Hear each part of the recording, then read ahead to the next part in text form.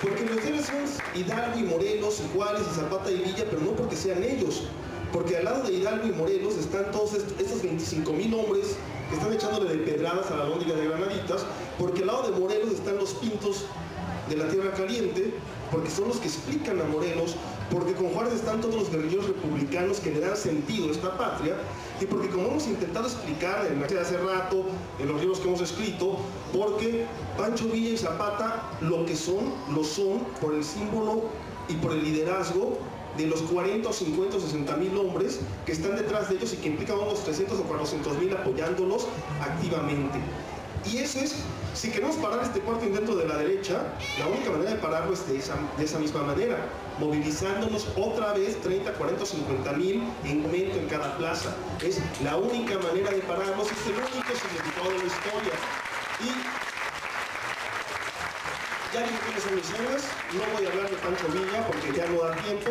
Solo quiero decir, para aclarar y para entender que no estamos discutiendo si no estamos de acuerdo. Cuando decimos guerra civil no es que entendamos que es revolución de independencia, es que entendemos que los que destruyen a Hidalgo y a Morelos y a sus ejércitos son, salvo una o dos excepciones, criollos acomodados que iniciaron sus carreras como caballeros cadetes y que se llaman Agustín de Iturbide, Antonio López de Santana, Anastasio Bustamante, José Joaquín de Herrera, Manuel Gómez Pedraza, José Justo Corro, Valentín Canalizo, es decir, todos los que presidieron este país entre 1821, que se consuma la independencia por un cuartelazo de la derecha, y 1855, que los liberales los echan a patadas finalmente, aunque todavía tienen que luchar de años con ellos para finalmente vencerlos. Hay una sola excepción, que es Guadalupe Victoria, que gobierna 4 años enfermo y el que gobierna realmente es Alamán, y la otra excepción es Guerrero, que gobierna 9 meses y al que lo declaran moralmente incapacitado para gobernar los grupos en el poder. ¿Por qué? Entre otras cosas porque Guerrero echó a los españoles, que eran los ricos, y entre otras cosas porque abolió efectivamente la esclavitud, justo cuando abolió la esclavitud significaba dar el poder de los colonos tejanos que estaban ya preparándose a arrancar Texas de la patria. Es la única excepción, pero gobernó 9 meses y lo quitaron. Y otro interino, Musquiz, 2 meses, ¿no? Pero los que gobiernan son los que ganan. Por eso a veces le llamamos guerra civil. Estaremos de acuerdo con Patricia y quitémosle ese nombre, pero ganaron los criollos antiinsurgentes que gobernaron al país durante el periodo en que este país fue un desastre. Ya ha gobernado la derecha, el periodo en el que gobernó la derecha, de 1821 a 1855. Así le fue a México.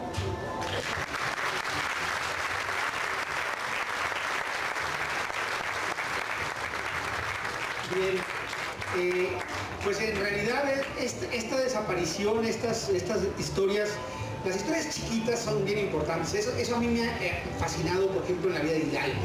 La constante búsqueda de conocimiento tenía, la constante búsqueda de provocar algunas reacciones. Por ejemplo, llegan unos frailes dieguinos y les dice que Dios no castiga con penas temporales, y los frailes dieguinos salen huyendo para denunciarlo a la Inquisición. Entonces, Hidalgo era un personaje que hacía estas cosas y que todo eso nos va explicando, y sus contactos con las comunidades indígenas eran bien antes, porque Hidalgo cuando se levanta lo siguen 300, entre ellos 5 músicos y 2 coheteros, y muchos de los que lo siguen son artesanos que trabajan en los talleres que él creó. Pero hay una red de comunicación social en todo el Bajío. A Hidalgo lo acusaron de que se iba mucho de la parroquia. Cuando se iba mucho de la parroquia, iba precisamente a crear esa red, esa enorme red que tenía de conocimiento social con la gente, a platicar con las comunidades indígenas. Al poquito tiempo, y antes de llegar a Guanajuato, hay que decir, esta revolución que se acusa de ser una revolución sangrienta, feroz, que mató a los españoles en la Alhóndiga de Granaditas, que los españoles se habían refugiado ahí sin que fuera el pueblo, nada más los españoles y sus riquezas, el pueblo de Guanajuato lo dejaron afuera. Se le acusa de estas cosas. Antes de llegar a Guanajuato, solo había habido un muerto en esta revolución. Es decir, dense cuenta de lo que es esto, y ya lo seguían 50,000 personas.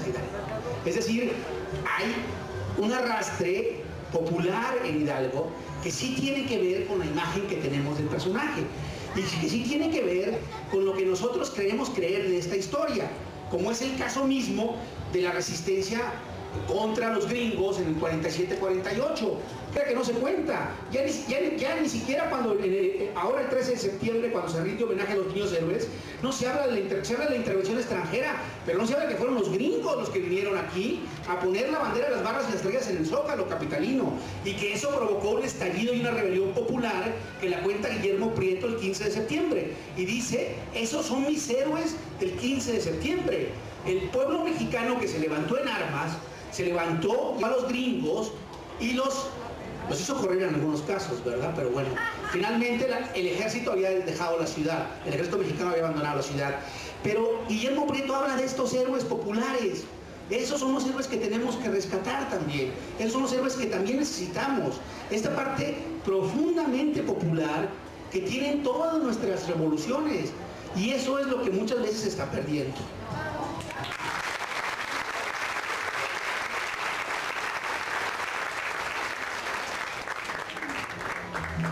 Bueno, yo como conclusión diría que es muy importante para todos los países del mundo su historia, su memoria. Así como bien dijo Patricia Galeana, cada uno de nosotros tenemos nuestra historia personal, nuestra historia familiar, nuestro linaje. ¿Cuántos no tenemos abuelos que lucharon en la revolución? ¿Cuántos de nuestros abuelos no tuvieron abuelos que lucharon en la independencia? Efectivamente, ahora hay teorías que tratan de decir que eso no es viable, que no hay linaje, que no hay pasado, que no hay continuidad, así lo determinan, que no existe una continuidad histórica. Esas son teorías que emergen del primer mundo para controlar al tercer mundo. Sencillamente es eso. ¿Por qué? Porque si uno borra la memoria de los jóvenes, en 3 generaciones los puede controlar y hacer con ellos lo que quiera.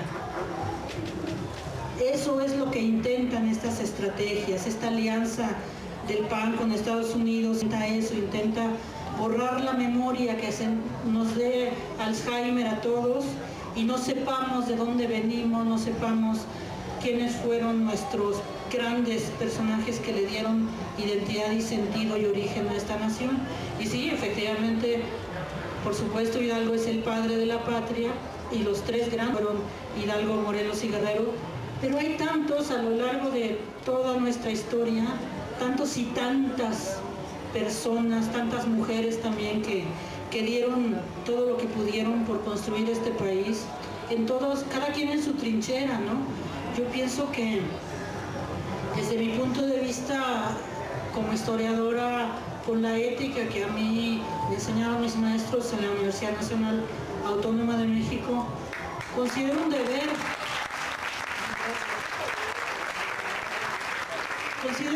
personal, un compromiso personal, defender la historia que yo he aprendido y que me ha tomado muchísimas horas y años de mi vida en los archivos y en las lecturas de sol a sol en el Archivo General de la Nación, para aprender un poco más de lo que fue nuestro pasado y admirar vez más a estas personas, porque fueron personas como cada uno de los que estamos aquí, que se comprometieron y que supieron hacerle frente a su compromiso y a su palabra. Entonces eso es efectivamente lo que tenemos ahorita enfrente. De nuevo un revisionismo que quiere decirnos no vale nada. Creo que no es posible desde ningún punto de vista darle cabida a esas ideas. Muchas gracias.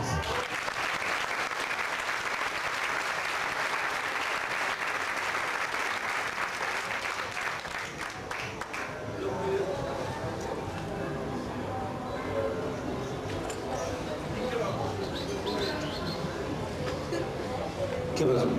Ya. Yo creo que efectivamente los intelectuales de derecha carecen de ideas, pero no demasiado.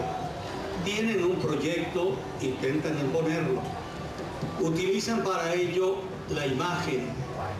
Y desgraciadamente en esta época la imagen pesa más que el concepto. Quiere decir que más de visión tenemos que leer. porque es en la lectura donde se captan las cuestiones fundamentales. No quiere decir que rechacemos las películas, hay unas muy buenas que enseñan mucho, no quiere decir que en un momento dado, si tuviéramos acceso a los medios televisivos, no los usáramos, pero hasta ahorita, en esta época, se usa más la imagen que el concepto. Nuestros alumnos, yo soy profesor, me aterroriza ver cómo llegan sin conocer nada de la historia de México. Pero cuando les digo, señores, nada, es nada. No saben nada de la matanza del Templo Mayor, no saben nada de la batalla del 5 de mayo, no saben nada de la Guerra de Independencia. Eso es un proyecto sistemático de castrar la mente de la población y de poder de esa manera manipularla y hacer triunfar su proyecto.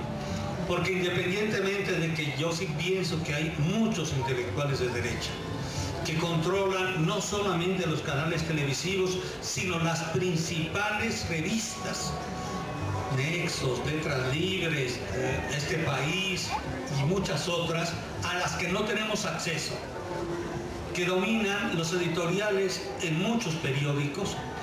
También no tenemos acceso. A lo que debemos de hacer es luchar por difundirlos en libros accesibles para todos, como los que aquí los compañeros nos traen, que productos de investigaciones serias que recuerdan nuestro pasado y que nos impiden olvidar nuestra historia. Olvidar nuestra memoria es dejar de ser país, y eso es lo que ellos desean. No los dejemos. Bueno.